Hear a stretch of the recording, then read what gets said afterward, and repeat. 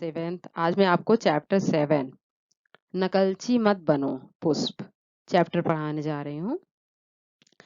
पृथ्वी पर हर वस्तु की अपनी अपनी उपयोगिता होती है। कभी किसी की नकल करने की कोशिश नहीं करनी चाहिए। पेड़ पौधे, कीट पतंगे, पशु पक्षी इत्यादि का अपना अपना महत्व है। ये सभी प्रकृति के अलग अलग भाग हैं। हर किसी का होना आवश्यक है। अपना गुण अपना होता है। दूसरों की नकल करने से बस हानि ही हो सकती है, लाभ नहीं। ठीक। तो जैसा कि अभी इसमें बता रहा है कि पृथ्वी पर हर वस्तु यानी इस धरती पर जितनी भी वस्तुएं हैं उनकी अपनी अपनी उपयोगिता है, यानी सबकी अलग अलग अपनी अपनी एक उपयोगिता है। कभी किसी की नकल करने की कोशिश नहीं करनी चाहिए। यानी हमारे अंदर जब खुद ही गुण है किसी न किसी रूप की, तो उसे अपने पास रखना चाहिए। दूसरों की नकल तो नहीं करनी चाहिए। पेड़ पौधे, कीट पतंगे, पशु पक्षी इत्यादि का अपना अपना महत्व है। ये सभी प्रकृति के अलग अलग भाग, यानी जितने भी यहाँ पे आपने कीट पतंगे देखे, इन सब का रहन सहन सब कुछ अलग अलग है, लेकिन सब बस इसी धरती के हैं। हर किसी का होना आवश्यक है। अवगुण गुण अपना गुण अपना होता है। दूसरों की नकल करने से बस हानि हुई हो सकती है, लाभ नहीं। यानी जो हमारे अंदर की क्वालिटी है वो हमारी ही अपनी है। हम दूसरों की नकल करने के प्रयास में लाभ और हानि पा सकते हैं। आज पुष्प ने तितली से कहा, तुम घूमती रहती हो आवारा बादल की तरह। आज पुष्प ने तितली से कहा कि तुम घूमती रहती हो आवारा बादल की तरह, उड़ती रहती हो स्वतंत्र उद्यान में। मैं भी उड़ना चाहता हूँ तुम्हारी तरह। तितली हंसी, बोली, तुम भी उड़ो, अपने पत्तों को बनाओ पंख, फड़फड़ाओ हवा में, करो प्रयत्न, प्रयत्न से सब कुछ हो सकता है। यानी आज एक पुष्प, एक फूल ने तितली से कहा कि तुम हमेशा इधर उधर आवारा की तरह, बादलों की तरह घूमती फिरती रहती हो खाली बगीचे में। मैं भी उड़ना चाहती हूँ तुम्हारी तरह। तितली हंसते हुए बोली कि तुम भी उड़ो, अपने पत्तों को पंख बना लो, फड़फड़ाओ हवा में, करो प्रयत्न, प्रयत्न से सब कुछ हो सकता है। पुष्प ने वृक्ष से कहा, चलो उड़ चले आसमान में।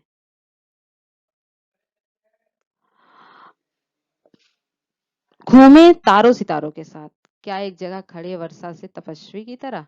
देखा है तितली को, कोयल को, कितने आनंद गीत गाते रहते हैं आसमान में। यानी पुष्प ने वृक्ष से कहा कि चलो उड़ चले आसमान में, घूमे तारों सितारों के साथ। क्या एक जगह खड़े वर्षों तक तपस्वी बने रहोगे तुम। देखा है तितली को, कोयल को, कितने आनंद से गीत गाते रहते हैं। वृक्ष हंसा, बोला, कुछ नहीं, वह जानता था उसकी जड़ भूमि में है। यानी पुष्प की बात सुनकर जो वृक्ष था वो हंसा और उससे कुछ बोला नहीं, क्योंकि उसे पता था कि जो उसका जड़ है, नीचे का भाग है, वह भूमि में ही धसा हुआ है, वह उड़ नहीं सकता। वह तो प्रतिदिन पृथ्वी से शक्ति पाकर ऊपर उठ रहा है। यानी वह हर दिन पृथ्वी के नीचे जो उसकी जड़ें हैं वहां से शक्ति पाकर बढ़ रहा है, आकाश की ओर देख रहा है, ऊपर उड़ने वाले को भी का भी आना जाना देख रहा है, और जो एक बार ऊपर उठता है वह नीचे जरूर आता है। धरती के बिना आधार कहाँ। पुष्प को बुरा लगा, वृक्ष उसका अपमान कर रहा है, जवाब नहीं देता। यानी ऐसा पूछने पर पुष्प को अच्छा नहीं लगा। वृक्ष, उसको लगा कि वृक्ष जो है उसका अपमान कर रहा है और उसकी बातों का जवाब नहीं दे रहा है। रात हो गई, वृक्ष नींद के आगोश में चला गया। यानी अब रात आ गई, जो वृक्ष था वो नींद में हो गया। पुष्प को नींद कहाँ, वह तो चिंतन में डूबा था। कैसे छुटकारा पाए वृक्ष से। यानी वह इस चिंतन में था कि इस वृक्ष से छुटकारा हमें कैसे मिले। उड़े आसमान में बन जाए तितली सा, सोचते सोचते उससे भी नींद आ गई। यानी वह उस मतलब उस वृक्ष से छुटकारा पाने के लिए सोचने लगी कि उसे आसमान में उड़ाऊं या तितली जैसे उड़ाऊं। वृक्ष ने हवा में थपकी देकर उसे सहलाया। पुष्प की नींद गहरी होती चली गई। नींद में वह स्वप्न देखने लगा, यानी जो पुष्प था वो नींद में सपना देखने लगा कि वह उड़ रहा है तितली की तरह आकाश में, यानी वह तितली की तरह आकाश में उड़ रहा है। बगीचा सुनसान है, बगीचा एकदम खाली है, मौन धारण किए हुए है, यानी एकदम शांत है, सब नींद में है। अकेले पुष्प मंडरा रहा है, यानी कि सभी नींद में है, सिर्फ अकेला पुष्प मंडरा रहा है, परेशान है वह। तितली कैसे आनंद से उड़ लेती है, हंसी खेलती है, हंसती है, खेलती है, गीत गाते मंडराती है और मेरे आसपास, यानी जो पुष्प है क्या सोच रहा है, तितली कैसे आनंद से उड़ उड़ लेती है, हंसती खेलती गीत गाती मेरे चारों तरफ मंडराती रहती है। वह कहाँ है इस समय, पूछो उससे सब कुछ, यानी जो पुष्प है वो बार बार कह रहा है कि तितली कहाँ है, मैं उससे मिलना चाहती हूँ और उससे पूछना चाहती हूँ।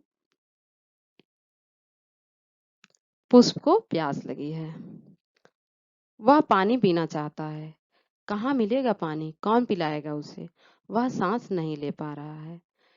कहाँ चली गई हवा, स्वप्न टूट पड़ा, वह वृक्ष पर ही स्थित है, स्वप्न में ही था परेशान।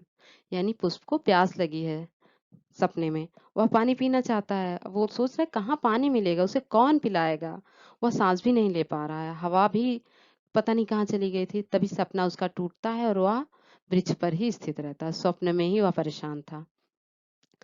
वृक्ष को पुष्प पर दया आई, यानी वृक्ष को पुष्प पर दया आ गई, बोला पुष्प अभी तुम भोले हो, कोमल हो, सच को जानो, यानी हे पुष्प तुम अभी बहुत भोले भाले हो, कोमल हो, सच को जानो, समझो और महसूस करो।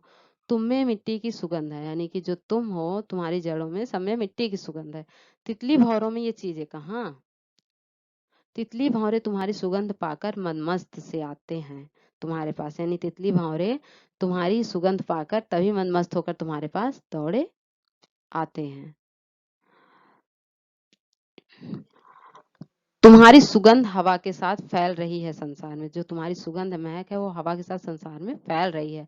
तुम कितने सुंदर हो, वृक्ष पर चढ़े हुए हो, तुम अपनी सुंदरता कहाँ निहार पाते हो। हर व्यक्ति चाहता है कि तुम्हें तोड़ लें, यानी तुम इतने सुंदर हो, वृक्ष पे रहते हो, सब तुम्हारी सुंदरता ऐसी कि सब तुम्हें निहारते रहते हैं और सभी व्यक्ति यह सोचते हैं कि तुमको तोड़ लें, अपने केसों में गूंथना, यानी अपने बालों में लगा लें, अपनी माला में पिरोना, अपनी माला बना ले, भगवान के चरणों में भेंट करना। यदि तुम उड़ने लगे तो तुम्हारी सुगंध खो जाएगी, वह तुमसे पाते हैं मरकंद, यानी कि जो ये तितली और मधुमक्खियां भंवरे होते हैं वो तुमसे ही शहद पाते हैं। फिर ये तितली भंवरे किसके लिए उड़ेंगे बेटा, कहाँ उड़ेंगे, कहाँ जाएंगे।